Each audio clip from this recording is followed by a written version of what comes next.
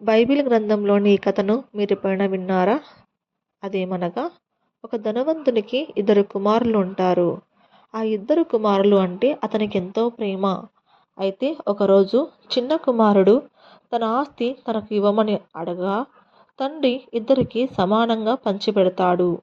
అయితే చిన్న కుమారుడు తన ఆస్తిని తీసుకొని దూరదేశమునకు ఒంటరిగా వెళ్ళిపోతాడు.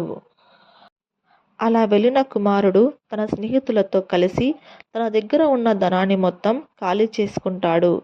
ఇలా ఉండగా ఆ దేశంలో గొప్ప కరువు వస్తుంది. ఆ కరువు కాలంలో అతనికి తినడానికి ఏమీ లేనప్పుడు ఒక యజమానుని దగ్గరికి వెళ్ళి పందుల కొట్టులో పని చేయటానికి అడుగుతాడు. అప్పుడు ఆ యజమాని ఒప్పుకుంటాడు.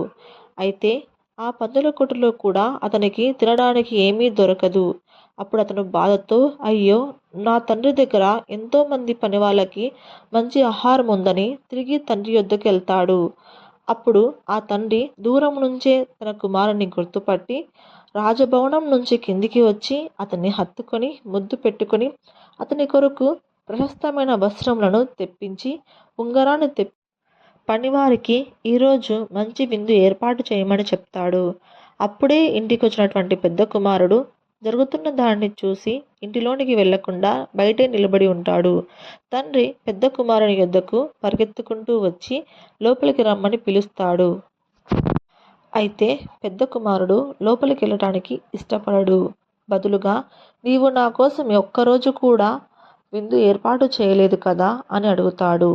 అప్పుడు ఆ తండ్రి, నీవు ఎప్పటికీ నాతోనే ఉన్నావు, నీవు నాతో ఉన్న ప్రతిరోజు నీకు విందే కదా. ఇదిగో నీ తమ్ముడు చిన్న కుమారుడు తప్పిపోయి దొరికాడు కదా, అందుకనే విందు ఏర్పాటు చేశానని చెప్తాడు. ఈ ఉపమానము లేదా స్టోరీ యొక్క భావము చాలా సింపుల్. ఎవరైతే రోజు దేవుణ్ణి ఆరాధిస్తూ దేవుణ్ణి ప్రార్థిస్తూ ఉంటారో వారు మా జీవితంలో అద్భుతములు జరగడం లేదని బాధపడవలసిన అవసరం లేదు. ఎందుకనగా దేవుడు ఎల్లప్పుడూ మీతోనే ఉన్నాడు. మరియు చిన్న కుమారుడు వలె తప్పిపోయిన వారు ఈ భూమి మీద అనేకులు ఉన్నా వారు తిరిగి వచ్చినప్పుడు, అంటే ప్రభువు చెంతకు వచ్చినప్పుడు ప్రభువు ఇంకా ఎక్కువగా సంతోషిస్తారు. ఆమెన్.